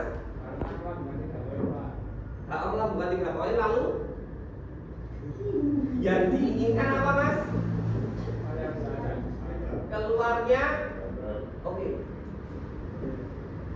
Berarti di sini karena melambungkan 3 koin, maka jawabannya adalah yang miliknya Mas Pandi. Ivan itu Pandi. Nah, dari sini Bapak ingatkan lagi 3 koin. Koin itu mukanya ada berapa? 2, oke. Koin mukanya 2. Koin mukanya ada 2. Kalau dadu mukanya ada berapa? 6. Dan diingat tidak usah sisi itu bingung. Kalian nanti bingung sisi ini. Mukanya berapa? Oh, koin 2. Ada berapa koin yang dilambungkan? 3. Oke, berarti pangkat ada berapa nanti total semuanya? Ada? Sampai jawab 2 pangkat 3, 6. Saya kembalikan ke SD kelas 3. 8. Oke. 8. Berarti kemungkinannya adalah Apa saja nanti 8 itu? Apa? A, terus A, G, A, D, A, terus oke. Terus terakhir oke. Sekarang yang diinginkan X itu harus muncul apa toh Mas, Mbak? Ini berapa gambarnya? Oke. Ini berapa gambarnya? Oke. Ini berapa gambarnya? Oke. Ini berapa gambarnya? Berarti kalau dituliskan dalam variabel acak, sudah paham? Oke. Nah kalau sudah paham, nah hari ini kita akan melanjutkan materi ini, tetapi sudah masuk di peluang. Nah di sini kita tadi sudah bermain kuis, lalu sekarang kita akan diskusi kelompok dan memanfaatkan ekspositori. Ekspositori adalah seperti yang Bapak sampaikan di awal tadi, sedikit menjelaskan ke kalian, lalu kalian merespon apa yang Bapak sampaikan. Diskusi nanti kalian dengan tim Perser. Tujuannya adalah kalian nanti mampu untuk menentukan peluang kejadian, yaitu peluang dari variabel acak diskrit. Dengan syarat adalah kalian sudah kombinasi, masih ingat? Oke, Bapak ingatkan ini dulu karena sebagai syaratnya. Syaratnya adalah yang pertama kalian tahu yang disebut ini kalian kombinasi, atau biasanya simbolnya seperti ini. Lalu yang kedua ada yang disebut peluang kejadian. Nah ini dulu syaratnya, sebelum nanti kita masuk di peluang variabel acak diskrit. Kombinasi, ada yang masih ingat kombinasi seperti apa? Ayo. Ingat dia, nanti akan ingat kombinasi. Karena apa? Matematika wajib dengan dia kan? Sudah, sampaikan sama dia. Apa? Istiara tahu? Gak apa salah tak apa. Ayo kombinasi apa? Sama dengan N. Iya betul. Dibagi ini kembali enggak? N dikurangi R faktorial kali R faktorial. Ini Bapak ingatkan dulu. Lalu peluang apa peluang? NA dibagi NS. Nah dari sini nanti baru kita masuk di peluang variabel acak diskrit. Nah ini yang akan kita pelajari hari ini. Oke, silahkan kalian sekarang berpasangan. Silahkan berpasangan dua-dua dulu. Satu bangku boleh, dengan bangku yang lain boleh, silahkan. Harus dua-dua, kalau cuma sendiri nggak bisa. Harus dua-dua karena kita memanfaatkan tim Perser. Jadi berpikir dulu, lalu kita berdiskusi dengan kelompok, baru kita share dengan yang lainnya. Silakan Mbak berdua sama Adida. Ayo Adida ke depan aja, biar belakang sendiri kosong. Oke, boleh. Nanti kalau ada yang kebingungan lalu angkat tangan, Bapak akan menghampiri kalian.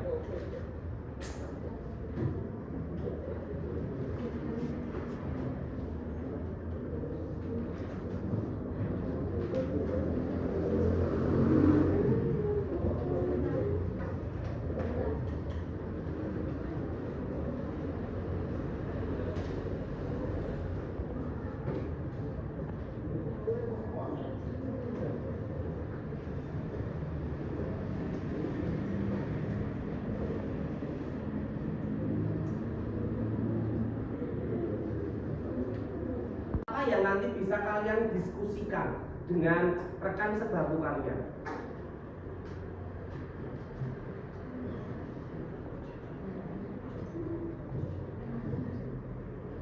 Yuk silakan berdiskusi.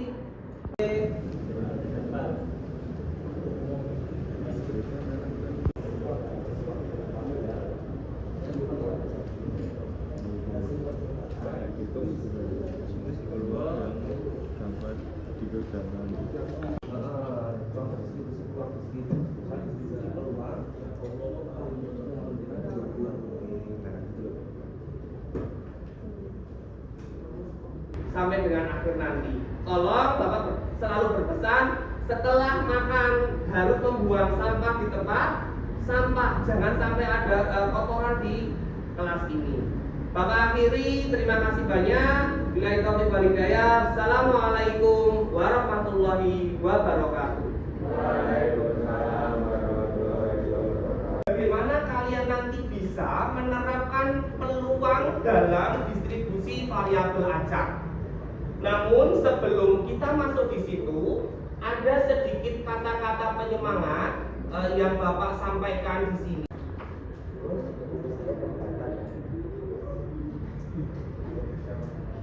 Mbak Haifas ini. Nah ini, perhatikan dulu.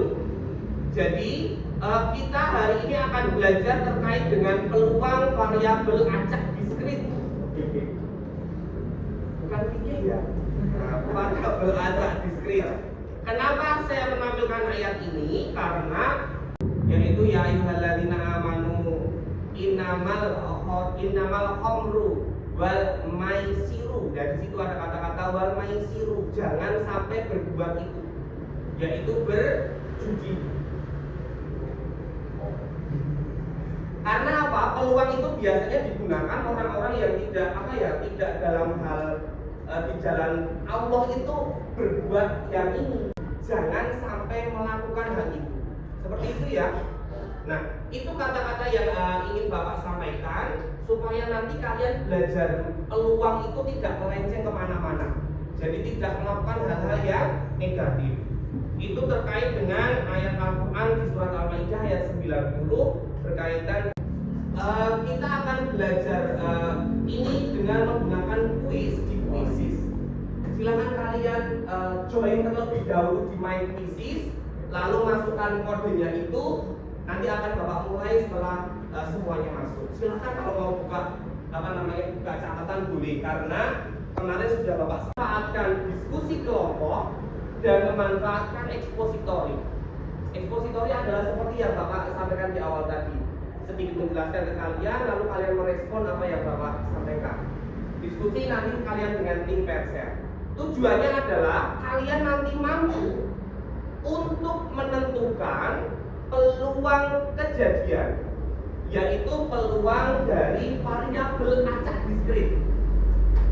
Dengan syarat adalah kalian sudah kombinasi, masih ingat? Oke, Bapak ingatkan ini dulu karena sebagai syaratnya.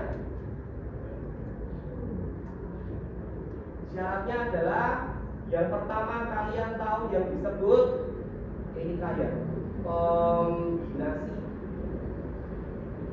atau biasanya simbolnya seperti ini. Lalu yang kedua ada yang disebut peluang kejadian. Nah ini dulu syaratnya. Sebelum nanti kita masuk di peluang variabel acak diskrit. Kombinasi. Ada yang masih ingat kombinasi seperti apa? Ayo. Ingat dia, nanti akan ingat kombinasi. Karena apa? Matematika wajib dengan dia kan? Sudah sampaikan sama dia. Apa? Istiara tahu? Gak apa-apa, salah gak apa-apa. Ayo kombinasi apa? Sama dengan N. Iya betul. Dibagi ini kembali enggak? N dikurangi R faktorial kali R faktorial. Ini Bapak ingatkan dulu. Lalu peluang apa peluang? NA dibagi NS. Nah, dari sini nanti baru kita masuk di peluang variabel acak diskrit. Nah, ini yang akan kita pelajari hari ini. Oke, silahkan kalian sekarang bermasalah.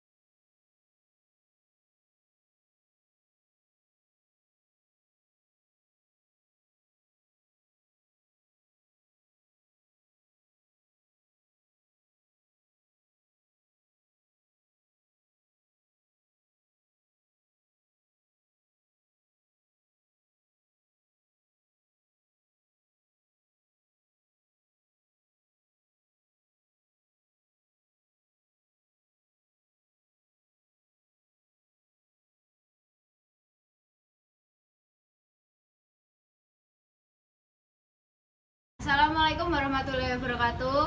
Perkenalkan, nama saya Ambun Skarwangi dan teman-teman saya. Nama saya Fani Kenia Diva. Nama saya Syabira Nanda Zahra. Nama saya Zaki. Dari kelas 12 IPA 1, kali ini merupakan penerapan budaya positif di kelas 12 IPA 1 di SMA Muhammadiyah 3 Yogyakarta. Kami melaksanakan piket kelas sesuai dengan keyakinan kelas yang sudah kami sepakati bersama, yaitu menjaga kebersihan agar ketika belajar mengajar kita lebih nyaman. Kami sudah melaksanakan piket kelas di kelas 12 IPA 1 di SMA Muhammadiyah 3 Yogyakarta demi kenyamanan ketika saat belajar mengajar.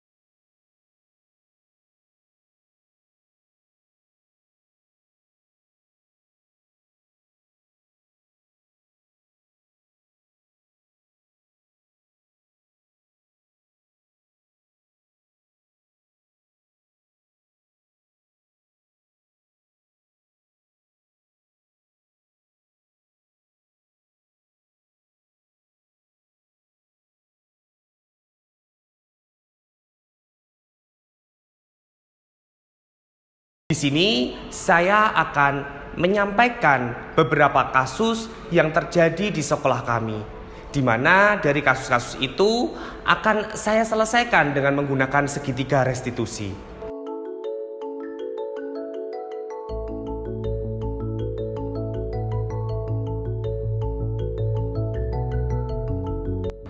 Untuk kasus yang pertama adalah ada beberapa anak yang melakukan kecurangan dalam ujian tengah semester. Mereka mencontek dengan jawaban mereka sama persis. Berikut adalah segitiga restitusi yang sudah saya terapkan di SMA Muhammadiyah 3 Yogyakarta untuk kasus yang pertama.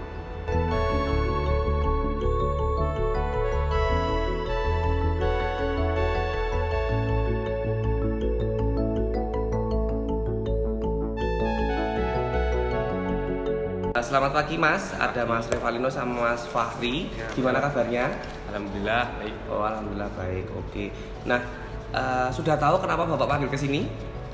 Sudah, Pak, sudah. Apa? Karena ketahuan contek. Oh, oke. Jadi gini Mas, kemarin kan Bapak ngoreksi hasil penilaian tengah semester kalian, yaitu di matematika peminatan. Kok Bapak itu menemukan jawaban kalian itu sama dengan teman gitu loh. Jadi ada Mas Fahri, ada Mas Revalino sama Mas Latif itu kok sama. Dan ini saya panggil berdua ke sini. Kenapa? Itu akan Bapak konfirmasi terkait dengan kesamaan jawaban itu kok bisa sama. Nah, kenapa Mas kok bisa sama?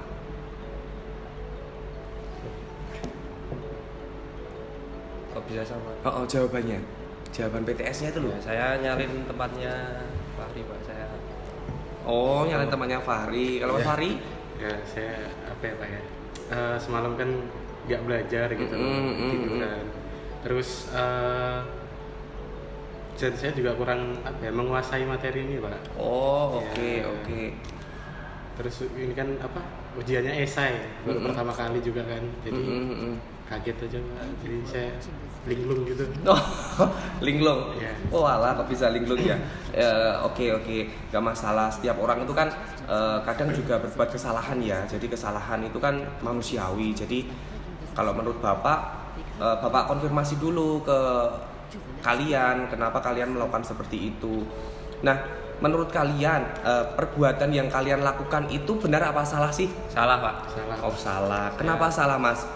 Karena ya nggak boleh aja Pak mencontek. Oke. Soalnya kayak menunjukkan kalau kita tuh nggak percaya diri gitu loh Pak. Oke, bagus.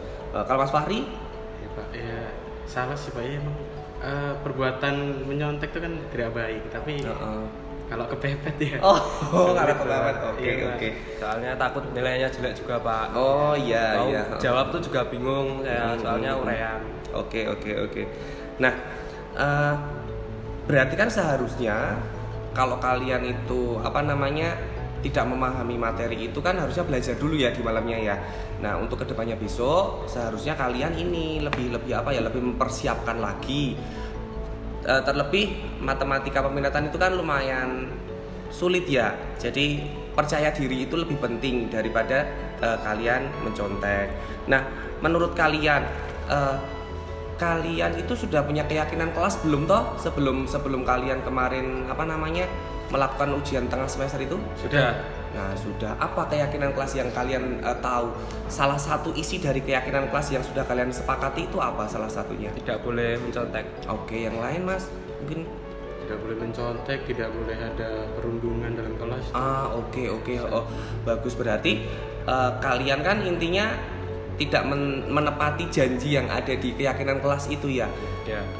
Menurut kalian berarti dari apa yang sudah kalian lakukan ini, apa yang nantinya kalian perbuat setelah kalian Bapak panggil ini? Maksudnya kan kita konfirmasi dari apa yang sudah kalian lakukan. Kedepannya besok kalian pengen seperti apa sih? Ya jelas ini Pak, tidak mengulangi perbuatan yang seperti ini lagi. Oke. Mencontek. Kalau Revalino? Kalau saya ya sama sih Pak, kurang lebih sama lebih meningkatkan kepercayaan diri Pak. Oke, bagus. Belajar juga. Kalau ada yang belum paham ditanyakan sama Pak Andreas. Oke. Nah, jadi seperti itu ya. Ini Bapak tidak menjudge kalian salah, tidak. Mungkin kalian seperti yang kalian sampaikan tadi kepepet atau mungkin kalian tidak percaya diri seperti yang Revalino sampaikan tadi. Di sini nilai yang Bapak tuliskan di sini tidak Bapak berikan 0. Nah, tetapi karena poin maksimalnya 20, ternyata di langkahnya itu juga sudah mendekati benar, maka dari ketiganya tetap Bapak berikan nilai sesuai dengan pekerjaannya. Jadi tidak tidak sepenuhnya Bapak berikan 0. Mungkin itu yang bisa Bapak konfirmasi ke kalian. Terima kasih banyak sudah mau jujur kepada Bapak. Itu sudah menjadi poin yang bagus bagi kalian. Pesan saya hanya ke depannya satu, seperti yang Revalino sampaikan tadi, percaya diri itu penting. Lalu yang kedua apa tadi? Tidak mencontek. Tidak mencontek. Jadi sesuai dengan kemampuan saja dalam mengerjakan. Insya Allah kalau kalian belajar pasti bisa. Gitu. Siap. Seperti itu ya Mas. Pokoknya intinya jangan sampai diulang lagi. Ya, siap Pak. Ya. Maaf Pak. Mohon maaf sebesar-besarnya. Oke. Intinya seperti itu ya Mas. Ya. Sudah, terima kasih banyak. Sudah boleh kembali ke kelas. Ya. Terima kasih Pak. Ya. Jadi setelah kami bertemu dengan Pak Andreas dan mengkonfirmasi perbuatan apa perbuatan yang telah kita lakukan, kami sadar bahwa perbuatan mencontek itu tidak baik dan kurangnya percaya diri itu sangat-sangat tidak baik. Setelah kejadian ini, kami jadi sadar bahwa perbuatan mencontek itu merupakan perbuatan yang tidak baik, dan kedepannya kami akan meningkatkan kepercayaan diri lagi. Intinya kami tidak akan mengulangi kesalahan yang sama dan juga meningkatkan belajar kami di mata pelajaran yang lain. Untuk mungkin itu saja. Selanjutnya, untuk kasus yang kedua, ada salah satu anak kami yang sering datang terlambat, sering tidak datang ke sekolah tanpa adanya keterangan, dan sering tidak menghormati Bapak Ibu guru. Di kasus yang kedua ini, saya mendapatkan laporan dari teman-teman guru di ruang guru bahwa Ananda sering menyepelekan Bapak Ibu guru yang mengajar di kelasnya. Berikut adalah segitiga restitusi yang saya terapkan untuk kasus yang kedua ini.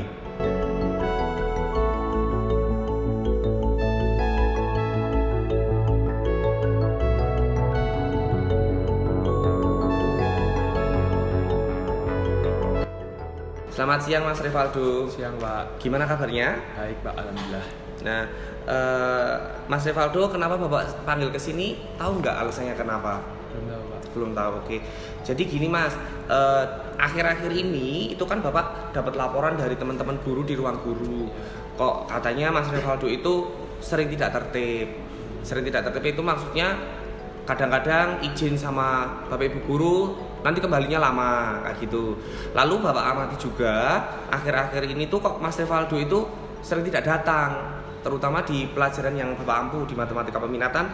Di sini di presensi yang Bapak punya itu sering terlambat, lalu tidak datang tanpa ada keterangan.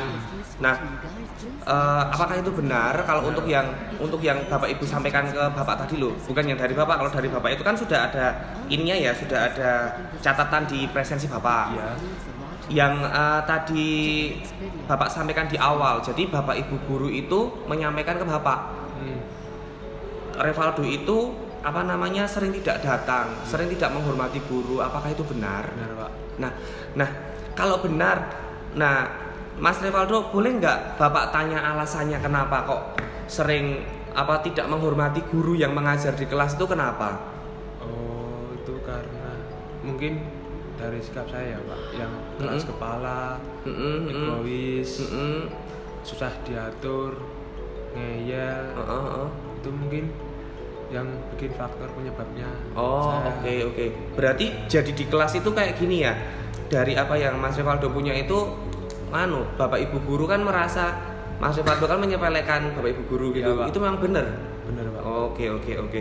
Nah, terus sekarang berarti alasan kamu tadi ya, untuk sikap-sikap yang kamu miliki tadi ya. Pak.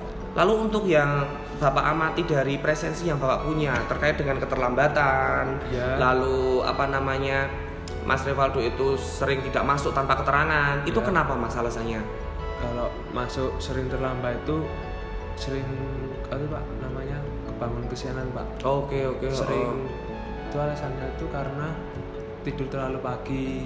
Tuh terlalu pagi. Kenapa terlalu pagi? Maksudnya terlalu pagi itu? Kadang Pak. Oh begadang. Oh iya. Oh yang lain? Yang lain itu Kalau yang enggak tidak masuk tanpa keterangan kenapa itu Mas?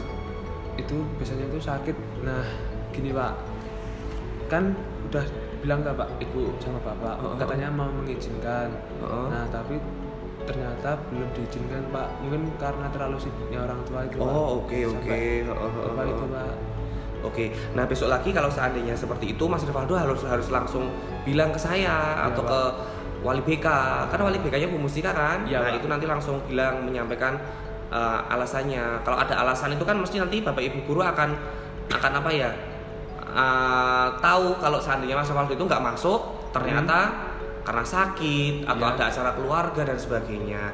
Nah bagus kalau sudah mengakui apa yang Mas Rivaldo lakukan kesalahan itu, maksudnya tidak tertib dan sebagainya kan sudah menyampaikan tadi. Lalu di kelas itu kan sudah ada keyakinan kelas ya? Iya Pak. Nah keyakinan kelas di kelas itu apakah Mas Rivaldo tahu isinya apa saja? Tahu Pak. Itu tuh yang pertama datang tepat waktu, harus disiplin, menghormati guru serta teman. Oke. Mengerjakan tugas-tugas. Oke, bagus. Berarti kalau sudah tahu, nanti kedepannya Mas Rivaldo harus mentaati apa yang ada di situ. Itu kan bukan peraturan, tapi kan keyakinan yang Mas Rivaldo dan teman-teman buat secara bersama-sama. Jadi itu yang menjadikan nanti Mas Rivaldo itu bisa tertata untuk datangnya bisa tepat waktu dan sebagainya. Mungkin itu yang bisa Bapak konfirmasi ke Mas Rivaldo. Baik, terima kasih banyak untuk kesanggupan Mas Rivaldo untuk bercerita ke Bapak terkait dengan kondisi Mas Rivaldo, kenapa terlambat, kenapa tadi tidak menghargai ke guru. Itu Bapak hargai sudah mau menceritakan ke Bapak. Intinya kedepannya nanti Mas Rivaldo harus mau untuk memperbaikinya, supaya ke depan lebih baik lagi. Mungkin seperti itu. Ya Pak, terima kasih sudah ngasih saran dan untuk kedepannya saya supaya biar lebih baik lagi. Sekali lagi saya minta maaf dan saya berjanji kedepannya saya akan berubah dan menghormati semua guru untuk semester 2 Pak. Oke. Ya sudah, terima kasih banyak. Bisa kembali ke kelasnya. Silakan. Ya. Setelah saya bertemu dengan Pak Andreas, saya menyadari bahwa perbuatan saya itu tidak baik. Saya kurang menghormati guru, saya terlambat masuk sekolah, dan saya tidak mendengarkan arahan-arahan dari guru. Maka dari perbuatan itu saya akan berubah dengan cara menghormati guru, terus bangun lebih awal dengan cara menggunakan alarm. Setelah itu saya akan mendengarkan semua apa omongan yang guru berikan kepada saya. Demikian dari saya. Demikian beberapa kasus yang saya ungkapkan pada demonstrasi kontekstual modul 1.4 tentang budaya positif di sekolah. Semoga video ini menjadikan inspirasi kepada teman-teman untuk menerapkan segitiga restitusi di sekolah masing-masing. Demikian apa yang dapat saya sampaikan. Terima kasih banyak. Salam dan bahagia. Demikian sharing terkait dengan penerapan budaya positif di SMA Muhammadiyah 3 Yogyakarta yang sudah saya laksanakan pada hari Senin tanggal 9 Januari 2023 kepada seluruh guru dan tenaga kependidikan di SMA Muhammadiyah 3 Yogyakarta. Semoga video terkait dengan sharing dan penerapan berbagai bentuk budaya positif di sekolah kami dapat menjadikan inspirasi kepada seluruh guru dan tenaga kependidikan di Indonesia. Demikian video yang sudah saya sampaikan. Semoga bermanfaat untuk kita semua. Terima kasih. Assalamualaikum warahmatullahi wabarakatuh. Salam dan bahagia.